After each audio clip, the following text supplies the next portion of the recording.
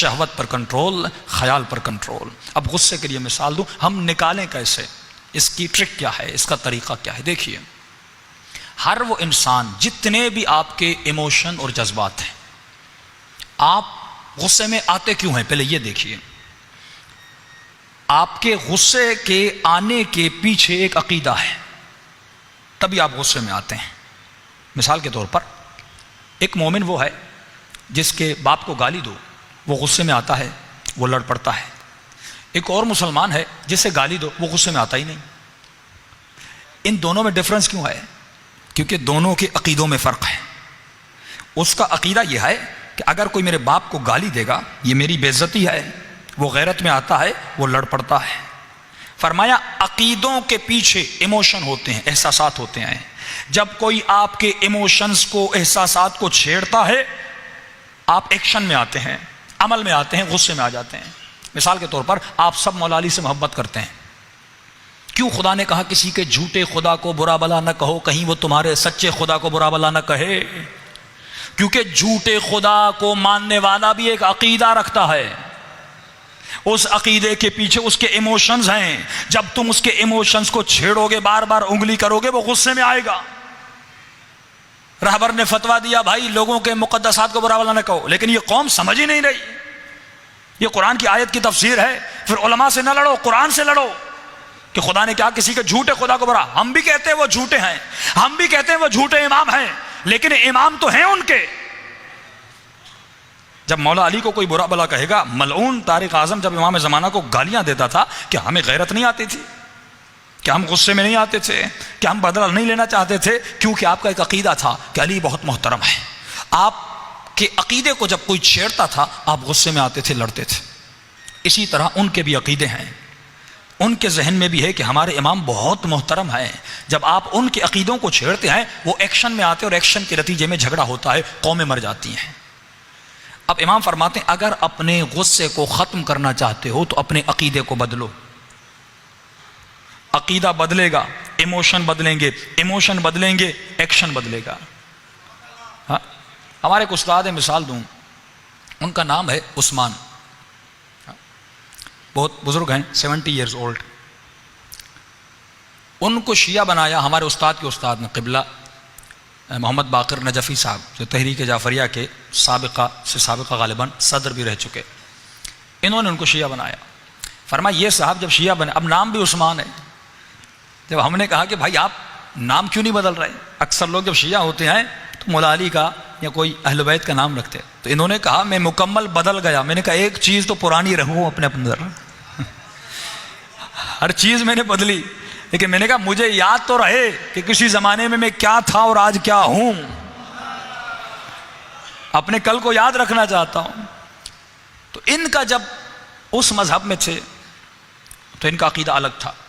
قبلہ محمد باقر نجفی صاحب کہتے ہیں جب میں ان کو سمجھانے لگتا تھا، فتق کی بات آتی تھی، جناب زہرا کے دروازے پر آگ گرانے کی بات آتی تھی اور قاتلوں کی بات ہوتی تھی، فرمایا یہ اتنے غصے میں آ جاتے تھے، سامنے گلاس ہوتا تھا گلاس دے مارتے تھے، پلیٹ ہوتی تھی پلیٹ مارتے تھے۔ اس وقت عقیدہ الگ تھا، جب تھوڑا کہتے میں چھیڑتا تھا ان کو یہ غصے میں آ جاتے تھے۔ لیکن وہی شخص ہے، آج عقیدہ بدلا، آج وہی باتیں کرو یہ غصے میں نہیں آتا، خوش ہوتا ہے۔ کیوں؟ اس کا عقیدہ بدل گیا۔ عقیدے کے ساتھ آپ کے ایموشن بدل جاتے ہیں۔ جناب مالک اشتر کے سینے پر کسی مومن نے مکہ مارا، فرمایا مالک سر جھکاتے ہوئے مسجد کی طرف چلے گئے۔ اس شخص کو کسی نے کہا کہ بدبخت وائے ہو تم پر، تم نے کسے مکہ مارا؟ یہ علی کے لشکر کا جنرل ہے۔ ہاں، پاکستان میں کسی فوجی کو مکہ تو مار کے دکھائیں۔ ہاں، وہ ڈر گیا کہ بھائی فوجی ابھی آئے گا گرفتار کر کے لے جائے گا، میں نے کسے مارا؟ پتہ نہیں تھا، لا علمی میں مارا۔ کہاں ہے کہاں ہے؟ کہا ابھی مالک کی نماز کا وقت ہے۔ وہ گیا ہے مسجد میں، اس نے کہا بھائی جنرل کو مکہ مارا ہے، یقیناً وہ کچھ لوگ لے کر آئے گا، مجھ سے بدلا لے گا۔ کسی پولیس والے کو آپ تھوڑا بہت کہہ دیں آپ جیل ہو جاتی ہے آپ کو، لیکن اسے کیا پتا یہ فوجی علی کا ہے،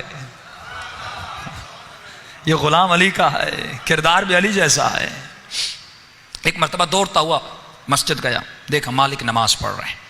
فرمایا مالک کی نماز ختم ہوئی، یہ آگے بڑھا کہ مالک کو کہے مالک معاف کریے گا، میں آپ کو جانتا نہیں تھا۔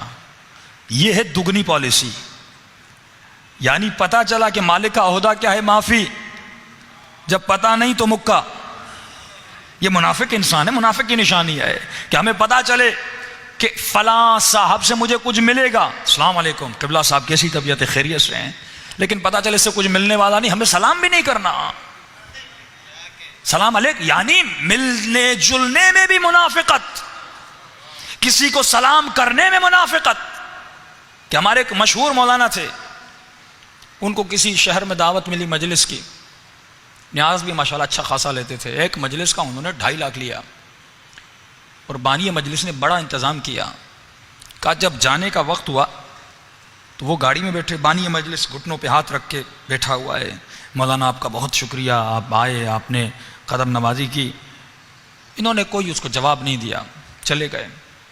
تو بیچ والے شخص نے کہا مولانا اتنا خرچہ، اتنے لاکھ، اتنا آپ کو جھکے، اتنا ملے، اور آپ نے ایک جملہ بھی نہیں کہا، ایک شکریہ بھی نہیں بولا. انہوں نے کہا کہ انہوں نے مجھے میری خاطر نہیں بلایا، میرے نام کی خاطر بلایا ہے، کیونکہ میرا نام مشہور ہو گیا، نام نکل آیا، یہ نام کی خاطر بلا رہے ہیں. فرمایا میں وہی تھا، پہلے بھی آتا تھا، یہ مجھے دعوت نہیں دیتے تھے، میں ان سب کو جانتا ہوں، یہ نام کے پجاری ہیں، جب نام نکل آتا یہ لوگ پیچھے لگتے ہیں. فرمایا تب مجلس یہی میں پہلے پڑھتا تھا لیکن بلانے والا کوئی نہیں تھا. تو فرمایا جو نام کے پیچھے چلتا ہے اس کا احترام میں بھی کبھی نہیں کرتا. فرمایا اس سے پیسے بھی لیتا ہوں، لیکن دوسرے گھر میں قبلہ غلام مہدی نجفی صاحب ایسی ایسی جگہوں پہ مجلس پڑھنے جاتے تھے، واپسی کا کرایہ تک نہیں ملتا تھا. کہتے تو کوئی بات نہیں، ہمارے مومنین آئے، اللہ دینے والا ہے. تو بعض لوگ نام کے پیچھے ہوتے ہیں، احترام سلام اس لیے کرنا کہ نام. یہ بیٹھ گیا مالک اشتر سے معافی مانگنے کا. جیسے مالک کی نماز ختم ہوئی، مالک سجدے میں چلا گیا. کہتا ایک مرتبہ مالک نے رو رو کر کہا پروردگارا، جس شخص نے مجھے آج مکہ مارا میں نے اس کی غلطی کو معاف کیا، تو مالک اشتر کی غلطیوں کو معاف کر دے. یہ کردار علی والے کا ہے. خدا میں نے اپنے جس نے میرے ساتھ برائی کی، وَلْيَعْفُوا وَلْيَصْفَحُوا، اے مومن بخشنا سیکھو، معاف کرنا سیکھو، دل سے بغض و نفاق کو نکالنا سیکھو. ایسا دل بناؤ جیسا مالک اشتر کا دل ہے. یہ مقام رضا الگ موضوع ہے. فرمایا بعض لوگوں نے اپنے غصے پر کنٹرول کیا. کل میں نے مثال دی مولا علی کے چہرے پر جو لعاب دہن پھینکتا ہے مولا علی اتر جاتے ہیں. یہ ضبط بتا رہا ہے کہ مولا بتانا چاہتے ہیں علی کا اپنے غصے پر کتنا کنٹرول ہے. وہ علی جو اشارہ کریں کائنات تہس نہس ہو جائے، لیکن مولا کی زوجہ کی کمر پر دروازہ گرایا جاتا ہے، لیکن مولا کنٹرول کرتے ہیں کہ اہل بیت اپنے غصے پر کتنا کنٹرول کرتے ہیں. ایران کے ایک مولانا تھے، امام خمینی کے دوست تھے. ان کی بیوی بڑی بد اخلاق تھی، ہمیشہ ان کے ساتھ بدتمیزی بے احترامی کرتی تھی. اکثر مومنین کی بھی شکایت آتی ہیں کہ اولاد بد اخلاق ہے، بیوی بد اخلاق ہے، شوہر بد اخلاق ہے. تو ان کے بھائی ہمیشہ کہتے تھے جب آپ کی بیوی اتنی بد اخلاق ہے آپ ان کو طلاق کیوں نہیں دیتے؟ یہ مسکراتے تھے، ہنستے تھے. ایک مرتبہ انہوں نے امام خمینی اور چند اور علماء کو اپنے گھر میں بلایا. بیوی کو کہا چائے بناؤ. اب بیوی بھی عالم کی، شریعت کو بھی جانتی تھی. اس نے کہا مجھ پر واجب تھوڑی ہے چائے بنانا، کھانا بنانا. آپ کے دوست ہیں، آپ خود بنائیے اور پوچھ لیجئے اپنے علماء سے کیا مجھ پہ واجب ہے. سب نے کہا واقعاً اس پہ واجب تو نہیں ہے. ہاں اب کیا کرتا؟ ہاں یہ بات یاد رکھیے، شوہر حاکم ہے، کھانا بنانا واجب نہیں، چائے بنانا واجب نہیں، لیکن اس کے حکم کی تعمیل کرنا واجب ہے. لیکن شوہر کو بھی عادل ہونا چاہیے، عدالت سے کام لینا چاہیے، یعنی کہ جو کہوں کرے. فرمایا حاکم وقت کا حکم ماننا اگر مولا ہو تو واجب ہے، لیکن فرمایا یہ حاکم ایسا نہ ہو کہ ظالم بن جائے، جابر بن جائے، جبر کے ساتھ کام کر. فرمایا عدالت کے ساتھ. کلی ابن طالب گھر کے کاموں میں جناب زہرا کے ساتھ ہاتھ بٹاتے تھے، کبھی فقیروں کے پاؤں دباتے تھے، کبھی اس بیوہ خاتون کے گھر میں جا کے اس کے بچوں کے لیے کھانا تیار کرتے تھے. کردار ایسا بھی ہونا چاہیے، تمام تر حقوق کا خیال رکھنا چاہیے. ایک مرتبہ اس خاتون کا میں نہیں بناؤں گی. فرمایا ایک مرتبہ اس کا بھائی غصے میں آ گیا کہ اب نے تو اس نے بے حیائی اور بے شرمی کی حدیں پار کر دی. خمینی صاحب کے سامنے، فلاں عالم کے سامنے آپ کی اتنی بے احترامی کی، آپ کی اتنی بدتمیزی کی، لہذا بھائی اس کو ابھی طلاق دو. یہ مسکرا رہے تھے. انہوں نے کہا آپ میں تو غیرت ہی نہیں، میں غصے کے مارے مارا جا رہا ہوں اور آپ مسکرائے جا رہے ہیں. انہوں نے کہا میرے بھیا جان مسئلہ یہ ہے آپ کا عقیدہ الگ ہے، میرا عقیدہ الگ ہے. آپ کا عقیدہ یہ ہے بیوی برا بلا کہے تو بے عزتی ہو جاتی ہے، میرا عقیدہ یہ نہیں، میرا عقیدہ علی کے فرمان والا عقیدہ ہے کہ میرا مولا فرماتے اگر شوہر یا بیوی بہترامی کرے، بدتمیزی کرے اور شوہر اس کی بہترامی پہ صبر کرے، جب یہ مر جائے گا نام اعمال میں لکھا جائے گا یہ شہید ہو کر دنیا سے چلا گیا۔ کہا وہ عذاب قبر جمع کر رہی ہے، میں شہادت کا رتبہ جمع کر رہا ہوں، تو مجھے تو خوشی ہو رہی ہے، میں غصے میں کیوں آؤں؟ ایک مرتبہ مجلس سے ایک شخص اٹھا، کہا مولانا میری بیوی تو بہت اچھی ہے، مجھے کچھ بھی نہیں کہتی، میں شہید کا رتبہ کیسے حاصل کروں؟ ہاں مجھے تو کچھ بھی نہیں کہتی، چائے کہتا ہوں چائے بنا کے دیتی ہے، ایکسٹرا آرڈنری چائے بنا دیتی ہے، تو میں کیسے کماؤں؟ تو آئے مظاہری فرمائے اگر بیوی اچھی ہے شکر کرو، شکر ایمان کا آدھا حصہ، اگر بیوی بری ہے تو صبر کرو، صبر بھی ایمان کا آدھا حصہ، دونوں کرو گے ایمان میں ہی رہو گے۔ صلوات پڑھے محمد و آل محمد۔